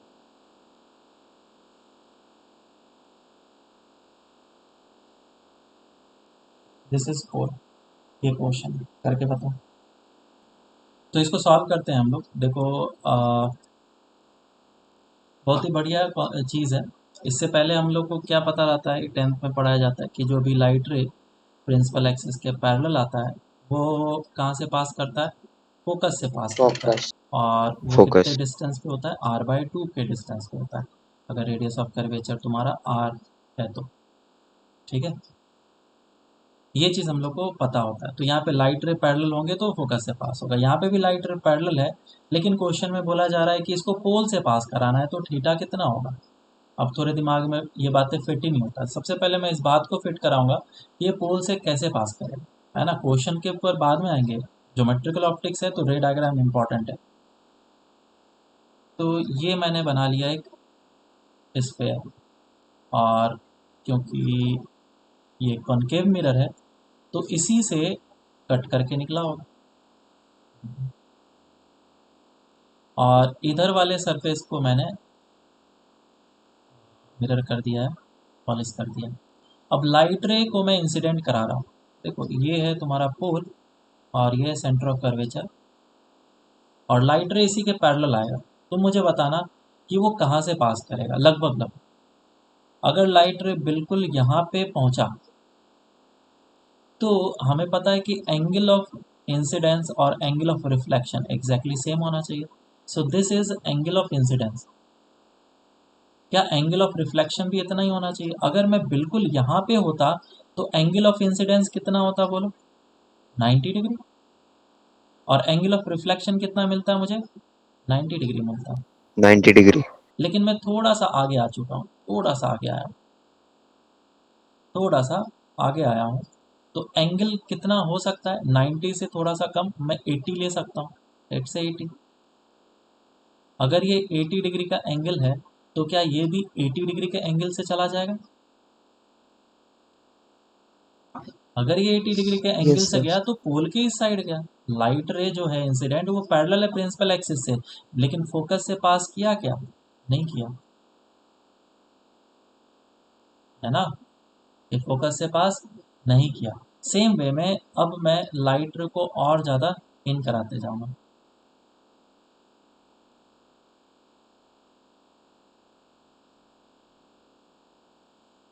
Light रे इधर से आया तो इधर चला गया, लाइट रे इस तरीके से आया तो ऐसे चला गया, लाइट रे को मैंने थोड़ा और पास लेकर आया, ऐसे गया, लाइट रे को मैंने थोड़ा और पास लेकर के आया, ऐसे गया, और पास लेकर के आया तो फिर ऐसे गया, और कितना भी पास ले लो ये ऐसे चला गया। मतलब मैक्सिमम टू मैक्सिमम इस जगह तक आ सकता है, इसके आगे नहीं आ सकता है, सेंटर ऑफ कर्वेचर तक नहीं पहुंचेगा। तो किस तरीके से अपना पॉइंट ऑफ इंटरसेक्शन देखो आगे वो लेकर के जा रहा है। जैसे जैसे मैं लाइट रे या फिर इंसिडेंट लाइट रे को मैं क्लोज करते जा रहा हूँ to the principal axis, close to the principal axis. तो ये जो बातें हम लोग बोलते हैं कि जो लाइट रे इंसिडेंट है वो डायरेक्टली फोकस से पास करेगा, ये उन्हीं लाइट रे के लिए सत्य है जो लाइट रे प्रिंसिपल एक्सिस के काफ़ी क्लोज है। ठीक है, जो लाइट रे प्रिंसिपल एक्सिस के काफ़ी क्लोज है उसी के लिए ये बातें हम लोग सही बोल सकते हैं। लेकिन जो लाइट रे बहुत ज़्यादा दूर हो उसके लिए ये बातें नहीं बोल सकते। तो सर हमें पता कैसे चलेगा कि ये लाइट रे को पास से पास कराया गया है क्वेश्चन में या फिर दूर से। हम लोग हमेशा ऐसे ही लाइट रे को एज्यूम करते हैं। ठीक है, ये हमारे सिलेबस में। और अगर क्वेश्चन में तुम्हें करवाना होगा तो वो बोल देगा कि इसको काफ़ी दूर से इंसिडेंट कराया गया, या फिर क्वेश्चन देख करके तुम्हें पता चल जाएगा कि लाइट रे इसमें डिस्टेंस पे। क्लियर है क्या। तो ऐसे लाइट रे को हम लोग पैरेक्सियल रेज बोलते हैं। क्या बोलते हैं, पैरेक्सियल।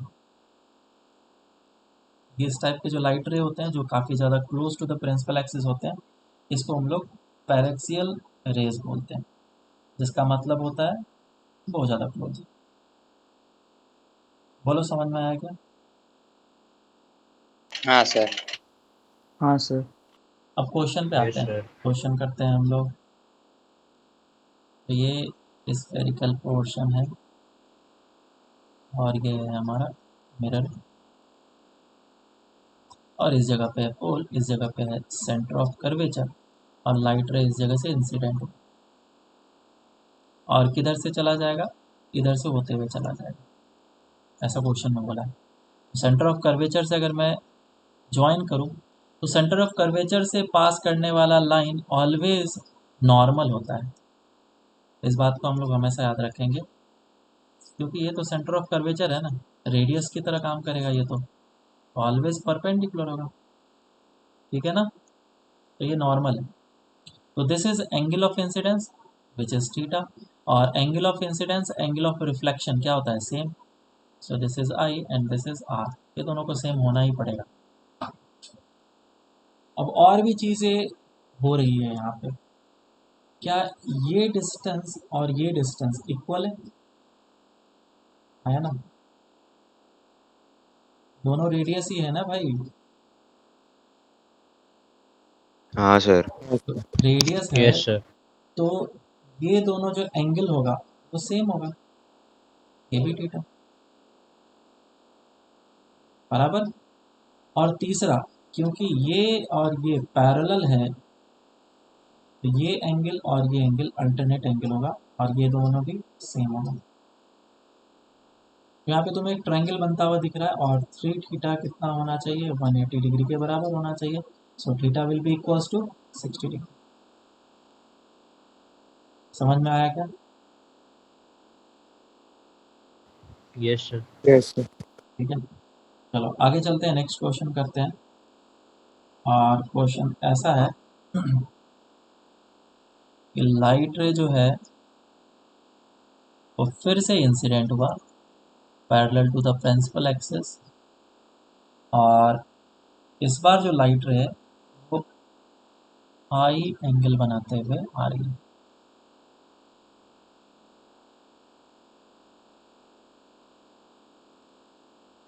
आई, और ये जो है इस जगह से पास किया, और ये this is the point Q, this is point Q. तो पूछा गया find the distance P Q, find the distance P Q का लेंथ कितना होगा ये बताओ। Radius of curvature R, solve करो इसका।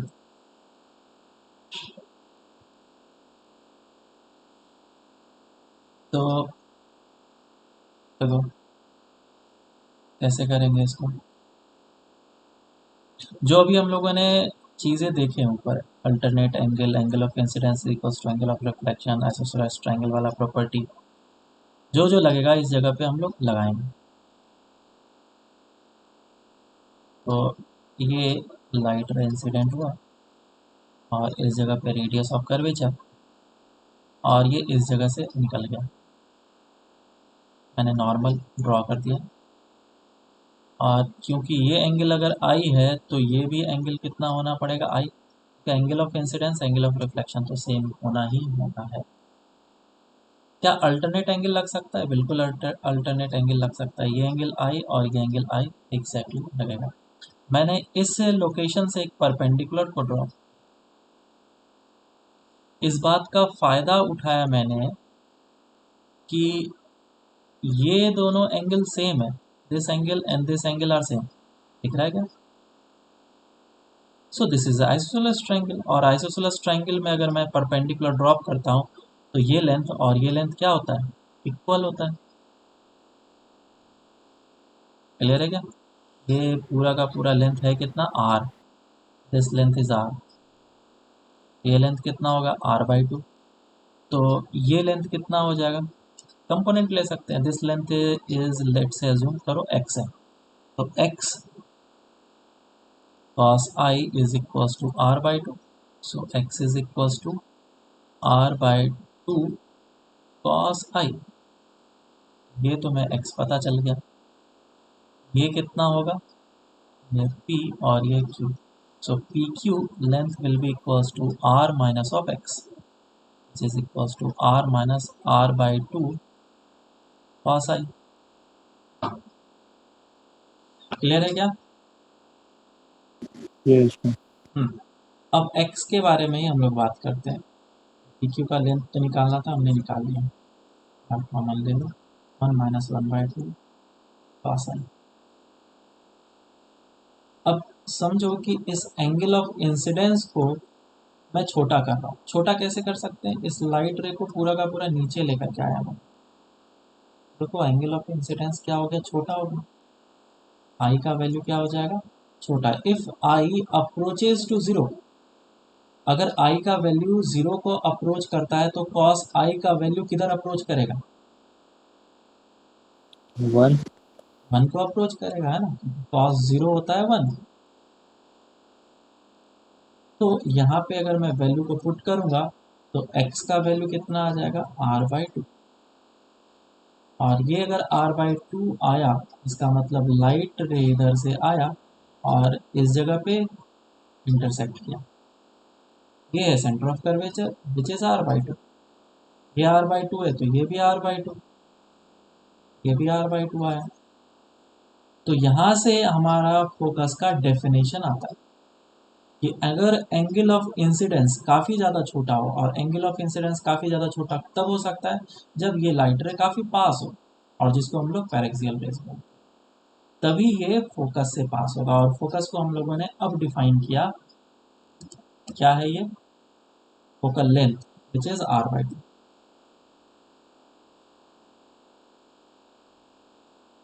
विच इज r/2, और ये किसके लिए? पैरेक्सियल रेज के लिए।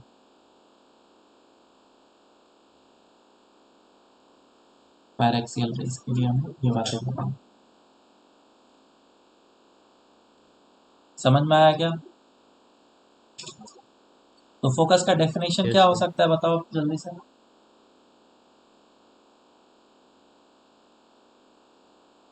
फोकस का डेफिनेशन बताओ।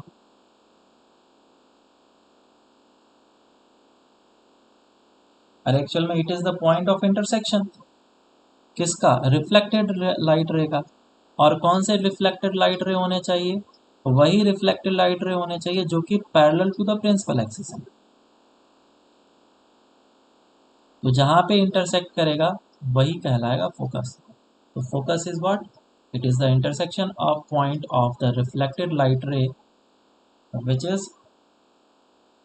is whose incident light ray is parallel to the principal axis, या फिर फोर पैरेक्सियल रेज। डायरेक्ट बोल दो तो समझ में आ जाता है बात। अब आगे चलते हैं रे ट्रेसिंग की बातें जो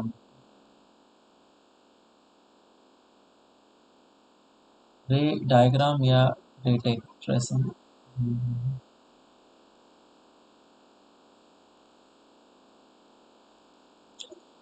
तो जैसा कि मैंने स्टार्टिंग में ही बताया, ज्योमेट्रिकल ऑप्टिक्स में रे डायग्राम काफ़ी ज़्यादा इंपॉर्टेंट है, ये तुम्हें आना ही चाहिए। तो कोई भी ऑब्जेक्ट का इमेज बनाने के लिए हम लोग को यहाँ पे कुछ प्रॉपर्टीज़ की ज़रूरत है। जैसे कि ये है कॉनकेव मिरर, तो ये प्रिंसिपल एक्सिस है, और कोई सा भी लाइट रे जो प्रिंसिपल एक्सिस के पैरेलल होगा वो फोकस से पास करेगा। ये पहला प्रॉपर्टी। और इसमें हम लोग एज्यूम करें पैरेक्सियल रेज है, ये ऑलवेज हम लोग एज्यूम जब तक कि क्वेश्चन में गिवन ना हो या फिर क्वेश्चन से पता ना चला। दूसरा ये है कि कोई सा भी जो लाइट रे है जो फोकस से पास करेगा, कोई सा भी लाइट रे जो फोकस से पास करेगा वो parallel to the principal axis जाएगा। इसको हम लोग principle of reversibility of light भी बोलते हैं। This is what? Principle of reversibility of light. मतलब कि लाइट हमेशा उसी पाथ को फॉलो करता है जिससे उसको सबसे कम टाइम लगता है, ये बोलने के लिए। लेकिन यहाँ पे क्या है? यहाँ पे हम लोग बोलेंगे कि अगर मैंने एक टॉर्च जलाया इस जगह से और लाइट रे ऐसे करके पाथ को फॉलो किया, तो ये एक ऐसा यूनिक पाथ है जिससे लाइट को सबसे कम टाइम लग रहा है ट्रेवल करने में। तो तुम अगर टॉर्च इस तरफ से जलाओगे तो भी पाथ जो है लाइट से, लाइट जो है वो यही फॉलो करेगा, कोई दूसरा पाथ फॉलो नहीं करेगा। तो this is called principal of reversibility of light. तो यहाँ पे मैंने वही काम लगा दिया कि अगर तुमने एक टॉर्च यहाँ पे लगाया है तो स्पॉट इस जगह पे आ रहा है, और वही अगर तुमने सोर्स इस जगह पे रखा है या फिर टॉर्च इस जगह पे चला है तो स्पॉट इस तरफ। थर्ड थर्ड ये है कि अगर कोई सा भी लाइट जो पोल से पास करेगा, कोई सा भी लाइट जो पोल से पास करेगा वो इस तरीके से निकल जाएगा, मतलब angle of incidence is equal to angle of reflection. और तीसरा हो गया, और चौथा, फोर्थ क्या है बताओ? सर कर्वेचर से पास करेगा तो वहीं से वापस रिटर्न हो जाएगा। कोई सा भी लाइट रे जो सेंटर ऑफ कर्वेचर से पास हो रहा है वो एग्जैक्टली बाउंस बैक कर जाएगा। मतलब क्यों? क्योंकि ये तो रेडियस है ना, तो परपेंडिकुलर फॉल हुआ है। तो ये टोटल 4 प्रॉपर्टी है और इन्हीं को यूज़ करके हमें रे डायग्राम बनाना होता है, किसी भी ऑब्जेक्ट का इमेज को बनाना। ये चीज़ें 10th में भी बताया गया होगा थोड़ी थोड़ी, है ना? पर ये कॉन्वेक्स हाँ कॉन्केव सर। के लिए, कॉन्वेक्स के लिए भी देख लेते हैं। कॉन्वेक्स के लिए तुम लोग जल्दी से करके बताओ, मैं फटाफट कर देता हूँ। तुम अपना करो, मैं अपना करूँ।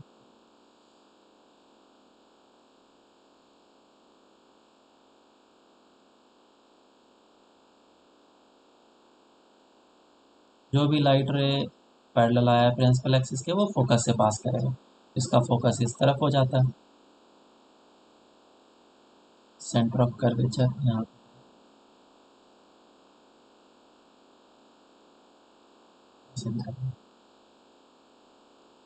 पहला हो गया। दूसरा, अच्छा इसको मैं इन्वर्ट कर लेता हूँ।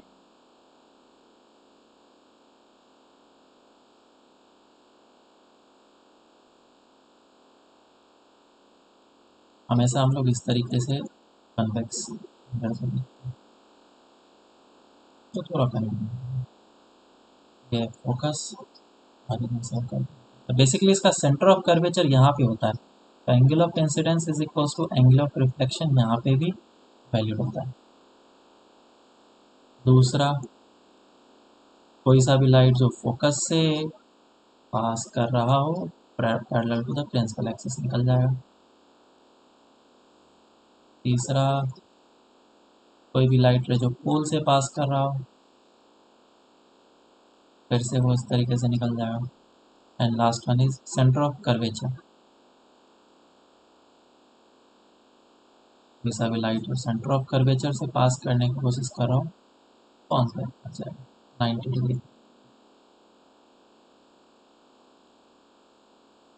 चलो तो मैं ऐसा करता हूँ कि कुछ ऑब्जेक्ट्स देता हूँ और ऑब्जेक्ट का तुम्हें इमेज बनाना है रे डायग्राम से। मान लो कि जो ऑब्जेक्ट है इस जगह पे फोकस है और इस जगह पे सेंटर ऑफ कर्वेचर है। कोई ऑब्जेक्ट इस जगह पे रखा हुआ है। अब देखो इस तरीके से दिखाने का मतलब क्या है, दिस इज एक्सटेंडेड ऑब्जेक्ट, और सिर्फ इस तरीके से दिखाऊं मैं ऐसे करके, दिस इज पॉइंट ऑब्जेक्ट। तो दोनों में डिफरेंस है, ठीक है? इस बात का हम लोग याद रखेंगे। ये एक्सटेंडेड ऑब्जेक्ट है और ये पॉइंट ऑब्जेक्ट। पॉइंट ऑब्जेक्ट का इमेज भी पॉइंट ऑब्जेक्ट होगा। चलो इसके लिए सॉल्व करके बताओ। Done sir. बिल्कुल आसान है, हम लोगों ने बचपन में किया हुआ ये सब सर काम। सेंटर ऑफ कर्वेचर पे होगा तो वो भी तुम्हें पता ही होगा। एक तुम ऐसा कर लो कि yes focus, sir. Centre of curvature और फोकस के बीच में ये वाला कर लो। ये बस रिवीजन हो रहा है और कुछ नहीं है।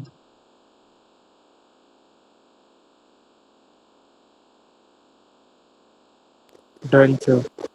Done sir.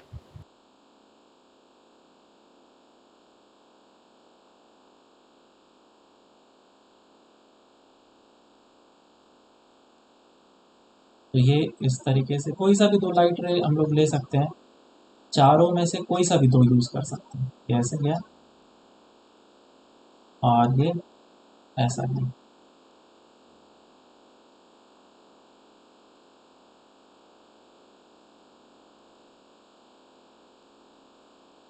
ये इमेज एक और कर लो। इस बार सेंटर ऑफ कर्वेचर फोकस यहाँ पे है ऑब्जेक्ट, इस पोल और सेंटर ऑफ पोल और फोकस के बीच में। Done sir. Done sir. कर लिया तो दो लाइट रे को यूज़ कर लेता हूँ। कौन कौन सा तुमने यूज़ किया वो बताओ। सर एक पैरेलल वाला जो फोकस से पास करेगा हाँ, और एक पोल वाला। और एक पोल वाला। मैं ऐसा करता हूँ, सेंटर ऑफ कर्वेचर से पास होने वाला भी ले सकता हूँ और पोल से वाला भी ले सकता हूँ। इससे पहले मैं चीज़ों को बताना चाहता हूँ, बता भी सकता हूँ, दिखा देता हूँ। ये सेंटर ऑफ कर्वेचर से पास हुआ, तो मुझे ये बताओ कि ये लाइट रे इस तरफ जाकर के इंटरसेक्ट करेगा या फिर इस तरफ जाकर के इंटरसेक्ट करेगा, फर्स्ट साइड या राइट साइड पी सेकंड वाला। कौन से साइड होगा, फर्स्ट साइड या सेकंड साइड? सेकंड। सेकंड। अब इसको मैं दिखाता हूँ, क्योंकि देखो ये चीज़ें तो तुम लोग को रटा हुआ होगा। जब हम लोग लेंस में कनकेव वाला करेंगे तुम्हारा उसमें दिमाग खराब हो जाएगा, वो चीज़ पता नहीं होता है। तो ज्योमेट्री बनाना हमें आना चाहिए। मान लो कि ऑब्जेक्ट जो है वो बिल्कुल फोकस पे है, तो फोकस पे ऑब्जेक्ट होता है तो क्या होता है, लाइट रे इस तरीके से जाएगा और फोकस से पास कराएगा। और दूसरा लाइट रे मैं कौन सा यूज़ कर रहा हूँ, सेंटर ऑफ कर्वेचर वाला। तो ये जो लाइट रेज हैं बोथ आर पैरेलल, ये बोथ आर पैरेलल। तो ये इधर इंटरसेक्ट करेगा, ये इधर इंटरसेक्ट करेगा। अब क्योंकि ये टेंड्स टू इन्फिनिटी है, डिपेंड करता है कि ये फोकस को हम लोग किस तरफ से अप्रोच कर रहे हैं। ये जो मैं बता रहा हूँ ये नया बात है। फोकस को अगर तुम इस तरफ से अप्रोच करोगे तो इंटरसेक्शन पॉइंट तुम्हें इधर मिलेगा, और फोकस को तुम अगर इस तरफ से अप्रोच करोगे तो इंटरसेक्शन पॉइंट तुम्हें इधर मिलेगा। समझ में आया क्या बात? Yes sir. अब ज्योमेट्री में थोड़ा सा मैं इसको डिफरेंट वे में बताना चाहूँगा। इसको मैं वापस से ज्योमेट्री में दिखाता हूँ। ये अगर मिरर इस तरीके से है और अगर मैं फोकस पे रखता हूँ तो एग्जैक्टली पैरेलल होता है, ठीक है। एग्जैक्टली लाइट रे कैसा होता है, पैरेलल होता है, ये ऐसा एग्जैक्टली पैरेलल होता है। अगर मैं इसको थोड़ा सा मूव कर लूँ इधर आगे, अगर मैं आगे मूव करूँगा तो क्या चेंजेस आएंगे, ये वाला जो लाइट रे है इसमें कोई चेंज आने वाला है क्या, बोलो। इसमें कोई भी चेंजेस नहीं आने वाला है। क्यों? क्योंकि अभी भी लाइट रे वैसे ही आएगा और वैसे ही फोकस से जाएगा, इसका पाथ फिक्स्ड है। लेकिन ये जो यस लाइट सर। रे था ये वाला, ये चेंज होने वाला। अब इसका ज्योमेट्री देखना किस तरीके से बेंड होगा, ये ऐसे बेंड हो गया।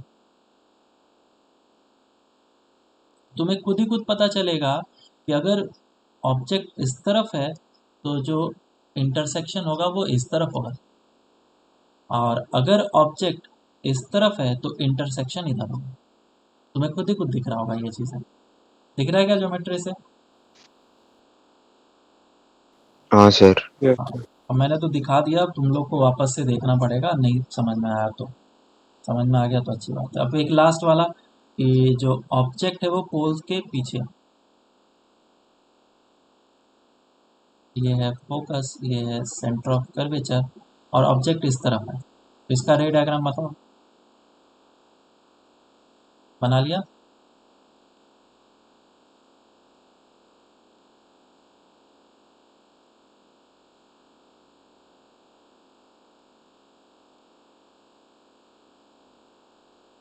हो गया क्या? हाँ सर।